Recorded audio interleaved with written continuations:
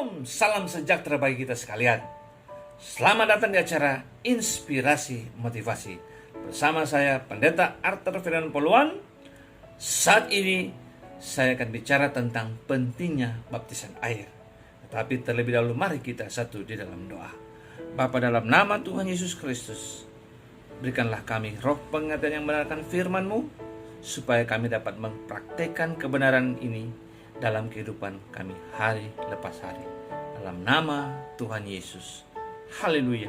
Amin. Buka Alkitab kita dalam Matius pasal yang ketiga, ayat yang ke-13. Kita boleh baca sampai ayat 17. Lembaga Alkitab Indonesia memberi judul Yesus dibaptis oleh Yohanes. Ayat 13. Maka datanglah Yesus dari Galilea ke Yordan kepada Yohanes untuk dibaptis olehnya. Konteks cerita ini adalah di mana Yesus sebelum memulai pelayanannya, dia dipersiapkan dengan cara dibaptis dalam baptisan air.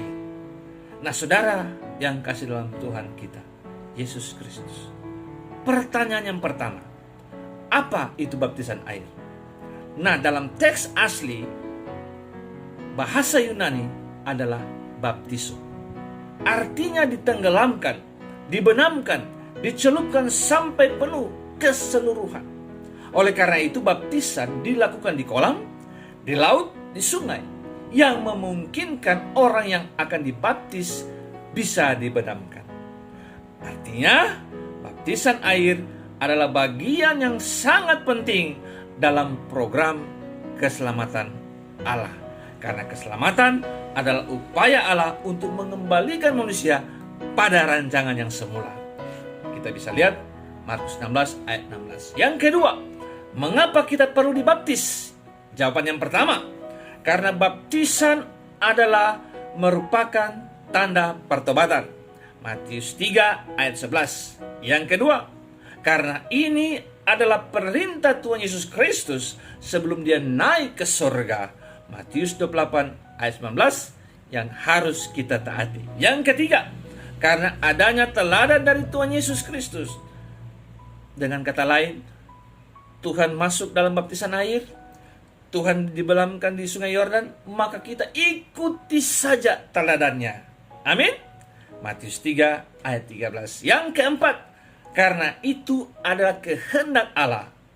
Matius 3 ayat 15. Dan yang kelima, karena dengan demikian ketika kita dibaptis selam, baptisan air adalah merupakan persiapan kita untuk menerima karunia Roh Kudus. Dan itu dapat kita lihat dalam Matius 3 ayat 16. Ketika Yesus keluar dari air, maka Roh Kudus turun atasnya. Dan saudara bisa melihat dalam Kisah Para Rasul 2 ayat 38. Bagaimana sesudah Rasul-Rasul berkata, kamu dibaptis, kamu akan menerima karunia Roh Kudus. Yang ketiga, makna dan implikasi baptisan air.